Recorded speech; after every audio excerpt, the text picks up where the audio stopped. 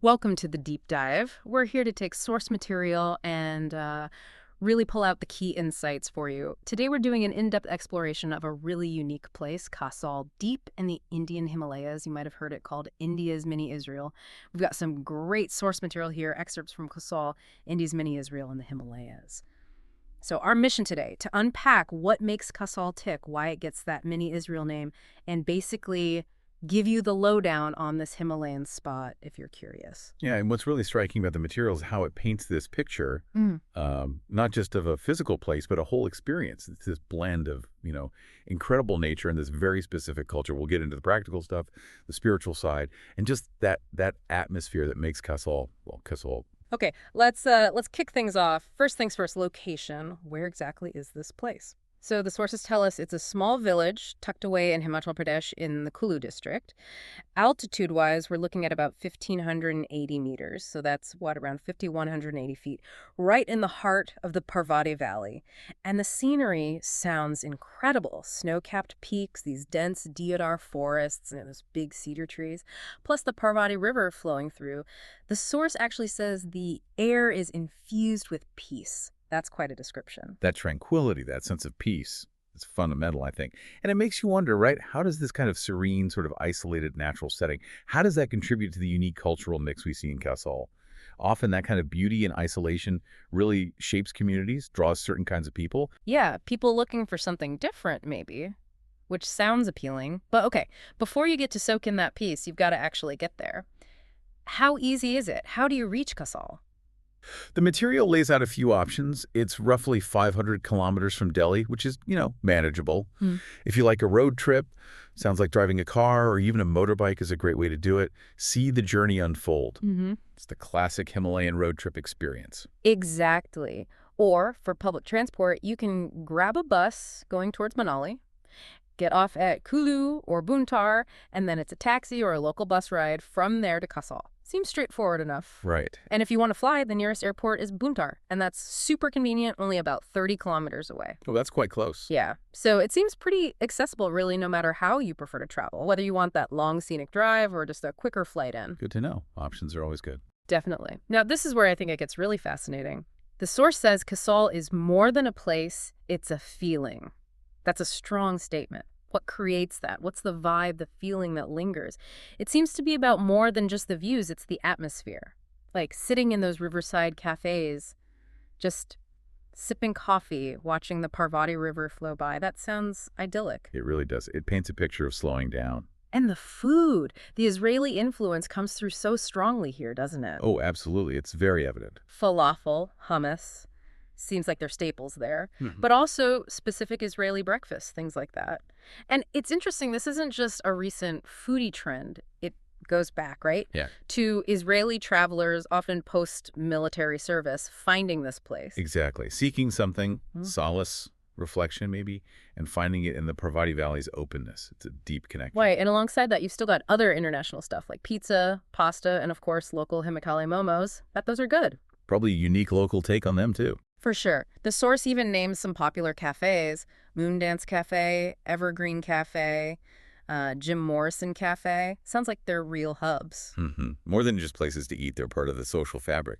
And connecting that back, this strong presence, the cafes, the food, Hebrew signs you sometimes see, that's the core of the Mini Israel nickname. It really points to this significant community that's made Kasol a kind of home away from home over the years. It's a real cultural imprint, not just superficial.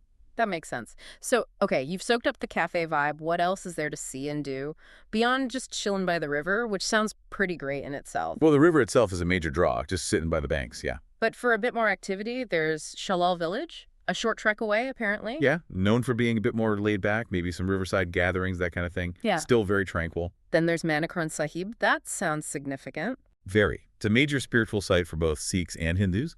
You've got the Gurdwara there, the Sikh temple, these natural hot springs. It's this amazing blend of, faith and natural phenomena. Wow. And speaking of hot springs, the Kirganga trek. That sounds like an adventure. Oh, definitely. It's more strenuous, a proper trek. But the reward is reaching these natural hot springs high up. The source mentions bathing in warm water surrounded by snow. Can you imagine? That sounds surreal. Unforgettable, I bet. And finally, Tosh Village, for a different kind of vibe. Right, Tosh gives you more of a glimpse into traditional Himachali life. Rustic wooden houses, amazing mountain views, often snow-covered. More traditional, less of the Kasol cafe scene. Okay, quite a range then. Exactly. That's what's really interesting. You've got the spiritual side at Manakran, the adventure of Kirganga, the chill vibe of Chalal, the local culture in Tosh. It really caters to a lot of different interests, wouldn't you say? It's not just one thing. Totally. Seems like there's something for, well, almost anyone looking for that kind of mountain escape. So if you are planning that escape, let's talk practicalities. When's the best time to go, and where can you stay? Weather-wise, the sources break it down nicely. March to June sounds ideal for trekking, walking, pleasant weather. Right, peak season generally. Then July to September, that's monsoon time.